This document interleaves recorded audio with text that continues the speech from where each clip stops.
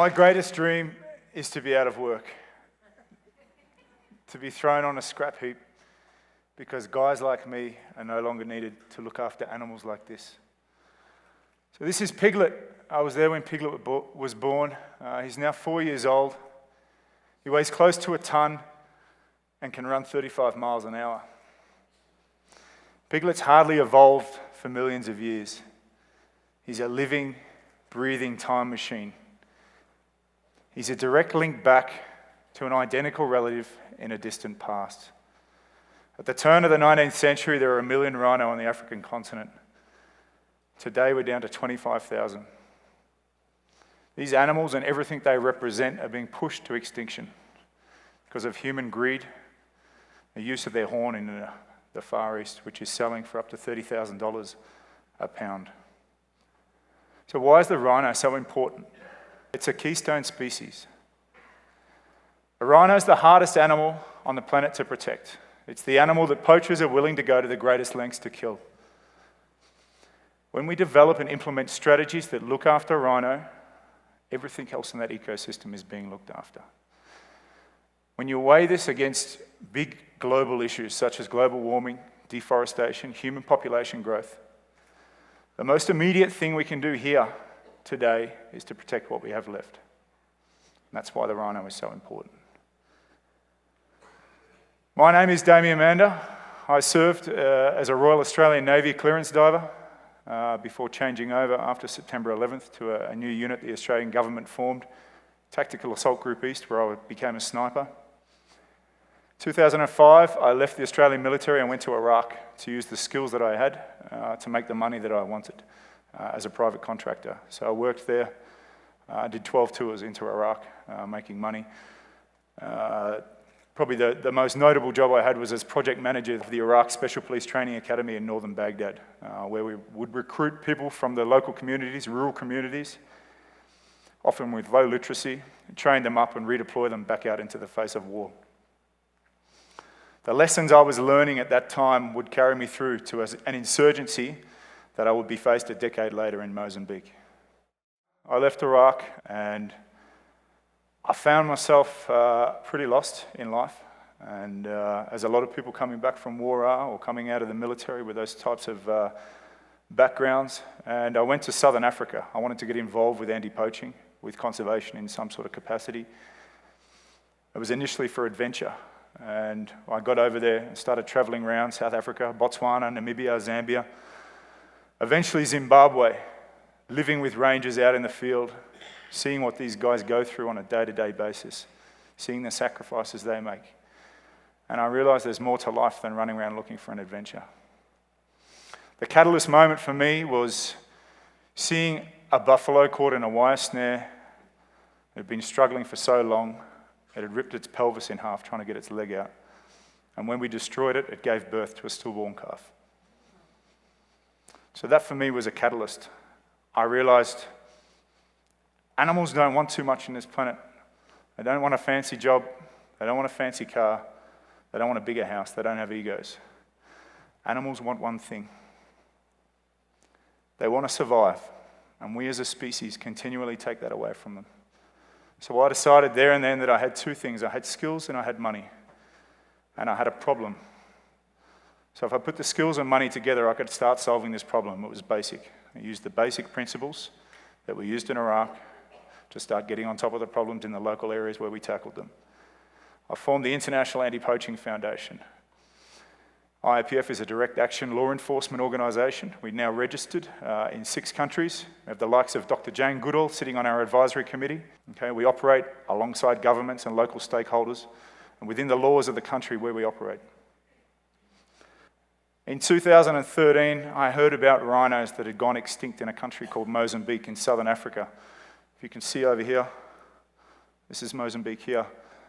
Mozambique shares a 355-kilometre border with a national park in South Africa, and that national park is called Kruger National Park. And in Kruger National Park is 40% of the world's remaining rhino. So I couldn't figure out how, on one side of the border, there's 10,000 of these rhino, and on the other side, they're extinct. We started to look a bit deeper. In the bottom half of Kruger National Park, you can see Kruger here. This is the border down the middle between South Africa and Mozambique. This bottom third of Kruger National Park, 70% of Kruger's rhino. It's the biggest population of rhino in the world. And to put things in perspective, there's more rhino in this section here than there are in all of South Africa's 450 private game reserves that have rhino. Now, last year, Kruger National Park accounted for 68% of the 1,215 rhino that were killed in South Africa. South Africa has 75% of the world's remaining rhino. 80% of the people that did the poaching came from Mozambique. They came from across the border.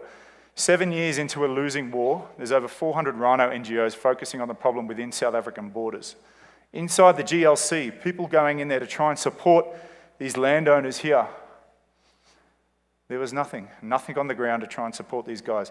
It's the most critical piece of land on the planet for rhino conservation. It's all that stands between most of the world's rhino and most of the world's rhino poachers. It's the piece of land that had the least amount of support but stood to benefit the greatest amount of rhinos. We spent 18 months working with local stakeholders there, pulling together a strategy for them, working with government, approvals from government. We put together a very basic strategy, and this is the point I want to make today. Go back to basics in conservation. At the time when we first started going in there, a rhino wandering across that border into Mozambique had a life expectancy of between 12 and 24 hours. This is what we're up against. We're going into the eye of the storm here. Okay. So going in there, supporting local stakeholders, we started in Sabi Game Park. It's an area that shares 45 kilometres with Kruger National Park. This collective area, the Lower Greater Lubombo Conservancy, has a 70-mile border with Kruger National Park. We started in Sabi Game Park and working with the local stakeholders there. After 4 months, I can tell you there are 25 rhino that are back inside that country now, and the population is growing every day.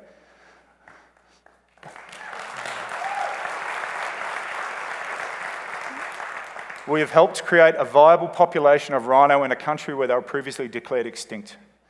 And this is growing. We are now expanding. The mission here is to raise the capital to expand and replicate success across this whole area and shut down the most critical piece of border guarding the biggest population of rhino in the world, the hardest animal in the world to protect. That's our mission. And when we protect that, all biodiversity in this area is being looked after. Now, I know that what we do, anti-poaching, we're the guys that deal with the problem at the coalface. Okay, we're very focused in what we do. Okay, we work alongside community initiatives. I understand that what I do is not the answer. Okay? The big answer lies in this age-old cliche of trying to get the hearts and minds of the communities on side. It's a discussion we've been having for decades. I don't know what the answer is, okay?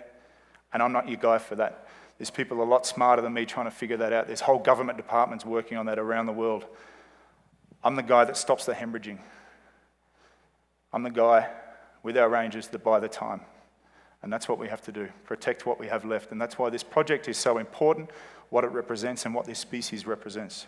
There's a group of people in this world, is one of the most resilient people, but one of the most least appreciated people.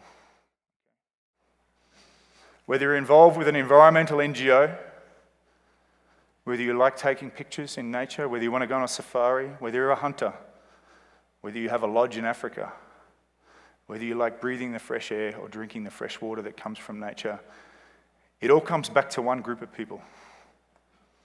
It's a group of people that go out for up to 14 days at a time, risking their life. Not so much from the poachers they're trying to stop, but from the animals they're trying to protect.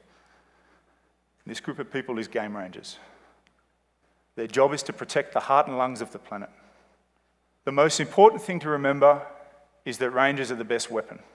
A motivated ranger, okay? Someone who believes in what they do, someone who has the right training, the right basic equipment, someone who has face-to-face contact with a manager every day, not someone you dump in the bush and tell them go do a 14-day patrol, someone you care about, someone you believe in. Because if you give a ranger that, they will be your best weapon.